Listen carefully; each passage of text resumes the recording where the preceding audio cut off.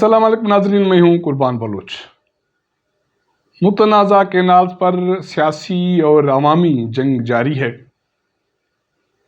اس حوالے سے جو لب لباب ہے وہ میرے پاس یہ ہے کہ پرانے زمانے میں اخباروں میں اشتہار چھپتے تھے اور اس کا عنوان ہوتا تھا مشتری ہوشیار باش۔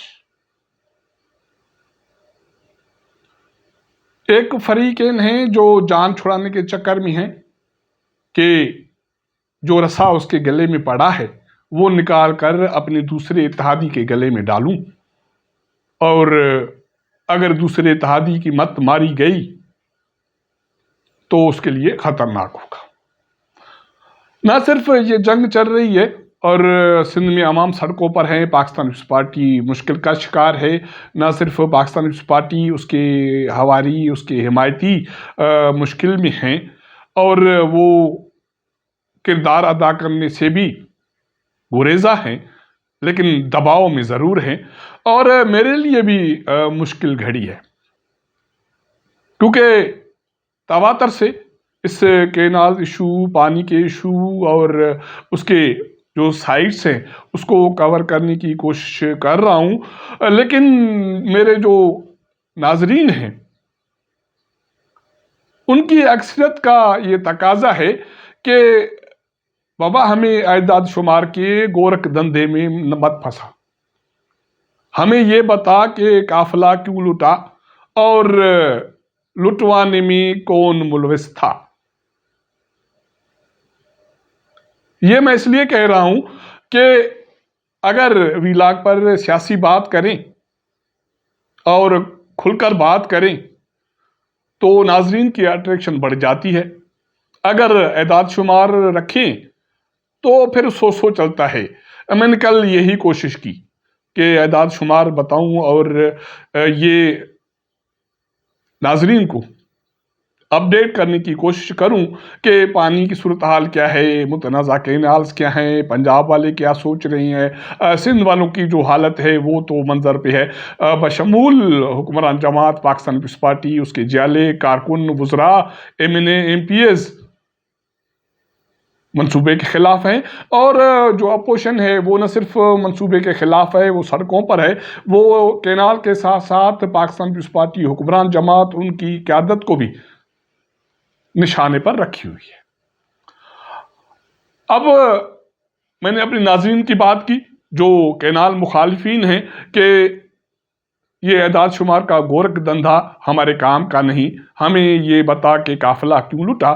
دوسری طرف سندھ کی حکمران جماعت ہے اور اس کے ہمدرد ہیں، ان کی یہ کوشش ہے کہ یہ جو کینالز ایشو ہے اس پر جو ایجیٹیشن یا تحریک سندھ میں چل رہی ہے وہ تو ٹھیک، اس پر اعتراض نہیں ہے، لیکن اس تحریک میں جو پاکستان پیپلز پارٹی کی قیادت، خاص کر کے ان کے سرپرست آصف علی زرداری جو نشانہ بنے ہوئے ہیں، اس سے کیسے جان چھڑائیں۔ کل میں ایک مزدوری کر کے واپس نکلا تو ایک ہمارے کلیگ ہیں، جرنلسٹ ہیں، لیکن میں سمجھتا ہوں کہ وہ حکمران جماعت کے لیے، پاکستان پیپلز پارٹی کے لیے درد دل رکھتے ہیں۔ انہوں نے 55 منٹ مجھ سے فون پہ بات کی۔ جو میں سمجھ پایا اس دوست کی گپ شپ سے کہ جو کینال مخالف تحریک چلا رہے ہیں وہ کون سے پاک صاف ہیں۔ میں نے کہا کہ اگر نہیں ہیں تو جو بھی گنہگار ہے، سوشل میڈیا اوپن ہے، اس کا نام لکھ، اس کے گناہ بھی لکھ۔ اس کا دوسرا اعتراض یہ تھا کہ ٹھیک ہے کینال کے خلاف تحریک چل رہی ہے، گڈ ہے، عوام سڑکوں پر ہے، لیکن اس کے آڑ میں پاکستان پیپلز پارٹی کو، اس کے سرپرست آصف علی زرداری کو نشانہ کیوں بنایا جا رہا ہے؟ تو میرا جواب تھا کہ یہ نقطہ بھی لکھ، یہ آپ کا نقطہ نظر ہے۔ تو اس کا یہ کہنا تھا کہ اگر میں یہ لکھوں گا تو لوگ میرا تیا پانچا کر دیں گے۔ تو میں نے اس کو ریکویسٹ کی کہ بھائی اگر آپ یہ نہیں کر سکتے تو میرے کاندھے پر بندوق رکھ کے مجھے یہ فیڈ کرنے کی کوشش کیوں کر رہے ہیں؟ میں اس پر کلیئر ہوں کہ جو کینال ایشو ہے، سندھ کے لوگ سمجھتے ہیں کہ وہ ان کے حقوق پر ڈاکہ ہے، اور Pakistan peoples party as a نمائندہ جماعت، حکمران جماعت، اس کا یہ فرض بنتا ہے کہ وہ سندھ کے عوام کے اگر ووٹ لے کر اقتدار کے مزے لیتی ہے، سندھ میں، بلوچستان میں، مرکز میں، پنجاب میں اتحادی، کے پی کے میں گورنر اور یہ سارے آئینی عہدے، تو اگر سندھ کے لوگوں کو کوئی مسئلہ درپیش ہے تو اس کا حل پاکستان پیپلز پارٹی کی ذمہ داری ہے۔ اب اس کے نام پہ وہ اگر اس کی قیادت پر تنقید کرتے ہیں تو یہ ان کا فیصلہ ہے، یہ عوام کا رد عمل ہے۔ اور اچھی بات مجھے جو صورتحال سندھ کے حوالے سے لگی ہے وہ یہ ہے کہ عرصہ دراز سے جو معاشرہ غیر سیاسی بنایا گیا تھا سندھ کا، کسی نہ کسی حوالے سے، خاص کر کے حکمران جماعتوں نے اس میں کردار ادا کیا تھا کہ سندھ کی جو سوسائٹی تھی وہ ڈی پولیٹیسائز ہو گئی تھی۔ عرصے کے بعد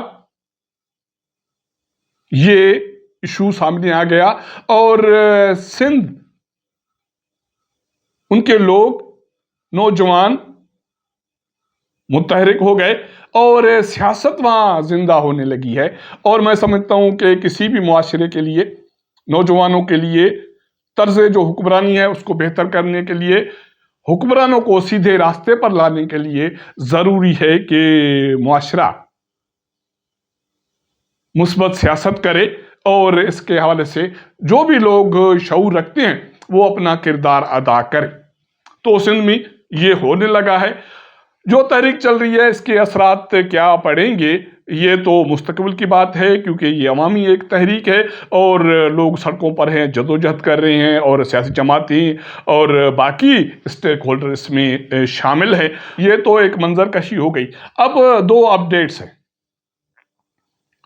ایک یہ ہے کہ اس کینال کے این او سی کے ایشو کو جو ارسا نے جنوری 24 میں جاری کیا تھا، اس کو پاکستان پیپلز پارٹی کے سینیٹر ضمیر گھمرو نے سندھ ہائی کورٹ میں چیلنج کیا تھا۔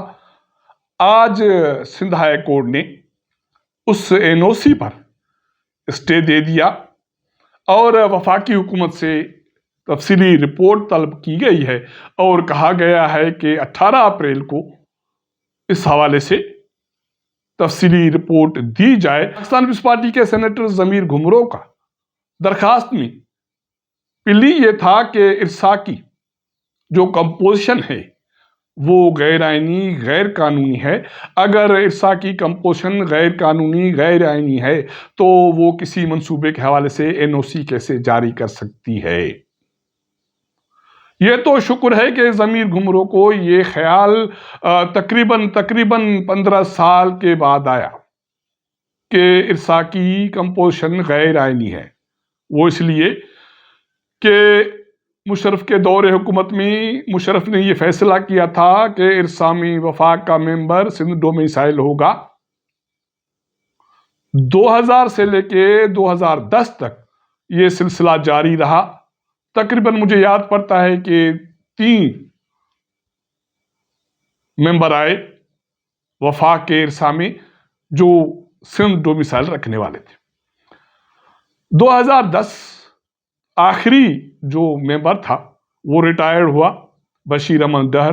اس کے بعد 2019 تک یہ عہدہ خالی رہا۔ پاکستان پیپلز پارٹی کی 2008 سے 13 تک حکومت آئی، اس کے بعد نون لیگ کی حکومت آئی، اور یہ تقرری جا کے 2019 میں ہوئی۔ حالانکہ سندھ ہائی کورٹ کا ایک فیصلہ موجود تھا جس میں اس چیز کو تسلیم کیا گیا تھا کہ ارسا میں جو تقرری ہوگی وہ سندھ ڈومیسائل والے کی ہوگی، لیکن تحریک انصاف کے دور حکومت میں پنجاب کے ڈومیسائل رکھنے والے اسجد امتیاز کو وفاق کا ممبر تعینات کیا گیا، اور پی ڈی ایم کے دور حکومت میں، جس کا پاکستان پیپلز پارٹی اتحادی طور پر کیبنٹ میں حصے دار تھی، انہوں نے اس ممبر کو، اسجد امتیاز کو، مزید 3 سال کے لیے ممبر تعینات کر دیا تھا۔ اب سندھ ہائی کورٹ کا فیصلہ آ گیا، اسٹے آ گیا۔ اب دیکھنا یہ ہے کہ 18 اپریل کو ارسا، وفاقی حکومت، واٹر پاور منسٹری اور SIFC اور یہ ادارے جو متعلقہ ادارے ہیں، کیا رد عمل، کیا اپنا اپڈیٹ یا جواب داخل کراتی ہیں۔ دوسرا نقطہ وہ ہے مسلم لیگ نون کے حوالے سے، میاں شہباز شریف کے حوالے سے۔ میں نے جو بات کی تھی مشتری ہوشیار باش، وہ وزیر اعظم میاں شہباز شریف کے حوالے سے، نون لیگ کے حوالے سے کی تھی۔ پاکستان پیپلز پارٹی کا روز اول سے یہ کوشش ہے کہ یہ ایشو CCI میں آئے اور وہاں فیصلہ ہو۔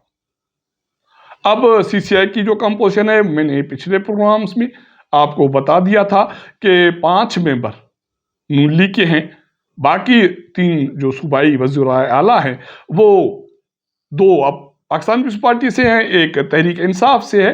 اگر پنجاب کا منصوبہ ہے اور وہاں اس پر ڈسکشن ہوتی ہے، فیصلہ ہوتا ہے، ووٹنگ ہوتی ہے، تو لامحالہ اس کے حمایت میں فیصلہ آئے گا۔ میاں شہباز شریف پنجاب کے 3 جو ممبرس ہیں وہ نون لیگ کے، اور وزیر اعلیٰ مریم نواز کا تعلق پنجاب سے، وہ پنجاب کے وزیر اعلیٰ ہیں۔ تو اس سے ہوگا کیا؟ یہ فیصلہ اگر ہو گیا تو پھر پاکستان پیپلز پارٹی کی جان چھوٹ جائے گی، اور یہ سارا جو ملبہ ہے وہ نون لیگ کے گلے میں پڑنا ہے۔ تو نون لیگ کو یا اس کی قیادت کو، وفاقی حکومت کو، پنجاب کی حکومت کو، سندھ میں جو صورتحال چل رہی ہے، میں سمجھتا ہوں ایز اے پولیٹیکل کارکن اس کو سنجیدگی سے دیکھنا چاہیے، فیصلہ کرنا چاہیے۔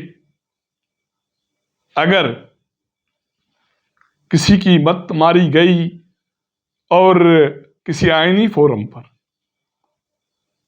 جا کے اس کی حمایت میں فیصلہ کیا گیا، تو پھر میں نے بتا دیا کہ نون لیگ کی کم سے کم سندھ میں تو خیر نہیں ہے، پاکستان پیپلز پارٹی کی جان چھوٹ جائے گی۔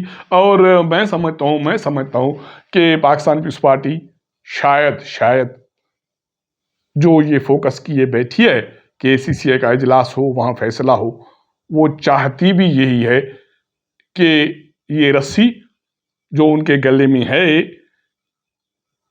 وہ نکالیں اور یہ مسلم لیگ نون یا وزیر اعظم شہباز شریف کے گلے میں ڈال دیں۔ اب دیکھنا یہ ہے کہ مسلم لیگ نون کی قیادت ظاہر ہے سمجھدار لوگ ہیں، تیز لوگ ہیں، سیاست کو اور مختلف حربوں کو بھی سمجھتے ہیں۔ انہیں سیاسی فیصلہ کرنا ہے، سندھ میں جو ایجیٹیشن چل رہی ہے اس کو دیکھ کر، یا آئینی قانونی فیصلہ، لیکن جو فیصلہ کرنا ہے وہ سوچ سمجھ کے کرنا۔ اگر ہمارا یہ ولاگ آپ کو پسند آئے تو اپنے دوستوں کے ساتھ ضرور شیئر کیجئے گا، اپنا فیڈ بیک دیجئے گا۔ آپ کے ساتھ ملاقات کریں گے اگلے پروگرام میں، تب تک اجازت دیجئے گا۔ اللہ حافظ۔